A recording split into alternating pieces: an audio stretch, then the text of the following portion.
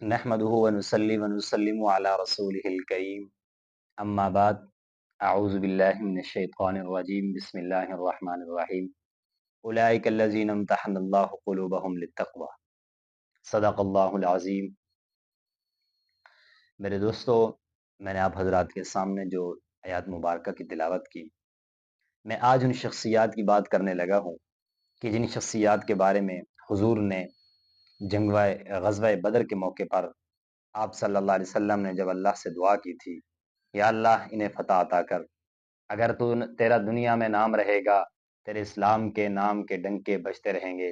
تیری کتاب رہے گی، اگر تو یہاں پر فتح نہیں دے گا تو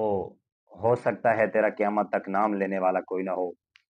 تو میرے دوستو، صحابہ کرام آپ صلی اللہ علیہ وسلم نے فرمایا میری زندگی کا اثاثہ ہیں، میری زندگی کا قیمتی لمحہ ہے، میری زندگی کا ایک قیمتی جو ہے وہ جمع پونجی ہے، میری ساری زندگی کی کمائی ہے، یا اللہ انہیں آج فتح عطا فرما دے۔ پھر اللہ تعالیٰ نے انہیں فتح عطا فرمائی، تو آج انہی کی برکت سے پوری دنیا میں اسلام کا نام چل رہا ہے، اور پوری دنیا میں اسلام کا نام لینے والا کوئی ہے، دین کو بچانے والے ہیں، دین پر پہرا دینے والے لوگ ہیں۔ اللہ تعالیٰ نے یہ دعا اللہ تعالیٰ نے قرآن پاک میں ارشاد فرمایا، اولئک الذین امتحن اللہ قلوبهم للتقوی، وہ لوگ جن کے دلوں کا میں نے امتحان لیا تقوی کے اوپر۔ لینے والا امتحان کون ہے؟ جو ہے وہ اللہ ہے، اور دینے والا کون ہے؟ وہ صحابہ کرام ہے۔ پھر اللہ نے آگے فرمایا، کیونکہ جب انسان کسی چیز کا امتحان لیتا ہے تو سامنے پھر بتا دیتا ہے آدمی،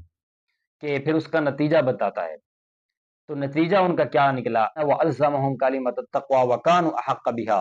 اللہ تعالیٰ نے ان کو اسی بات پر جمائے رکھا، اور زیادہ مستحق تھے اس بات کے،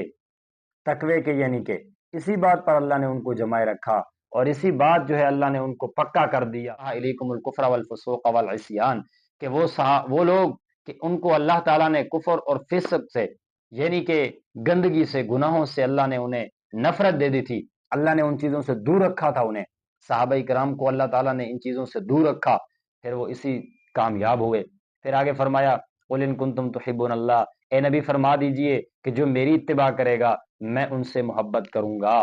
میں ان سے محبت کروں گا۔